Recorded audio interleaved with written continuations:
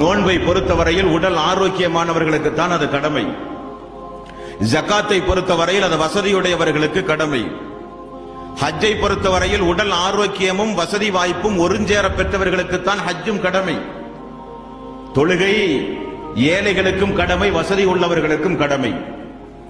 தொழுகை ஆரோக்கியமானவர்களுக்கும் கடமை, நோயுற்றவர்களுக்கும் கடமை. தொழுகையை பொறுத்தவரையில் நபிகள் நாயகம் ஸல்லல்லாஹு அலைஹி வஸல்லம் அவர்கள் சொன்னார்கள், நின்று தொழ முடியாவிட்டால் அமர்ந்து தொழுங்கள், அமர்ந்து தொழ முடியாவிட்டால் படுத்தாகினும் நீங்கள் தொழுதாக வேண்டும், தொழுதால் தான் நீங்கள் முஸ்லிம். நீங்கள் பயணத்தில் இருந்தால் 4 ரக்காத்து தொழுகைகளை 2 ரக்காத்தாக குறைத்தாகினும் நீங்கள் தொழ வேண்டும்.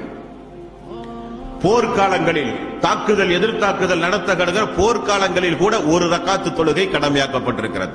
ஃபஜ்ர் ஆனாலும், லொஹர் ஆனாலும், அஸர் ஆனாலும், மக்ரிப் ஆனாலும், இஷா ஆனாலும் 5 நேர கடமைகள் எல்லாம் 1 ரக்காத்தாக கூட போர் காலங்களில் நீங்கள் தொழுதாக வேண்டும்.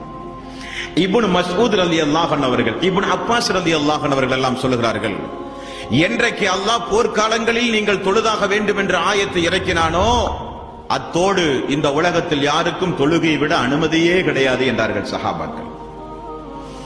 அந்த அளவுக்கு மிக முக்கியமான ஒரு கடமை தொழுகை என்பது. எந்த ஒரு காரணத்தையும் கூறி தொழுகையை விடுவது மார்க்கத்தில் அனுமதியே கிடையாது. 50 வயது 60 வயது ஆகியும்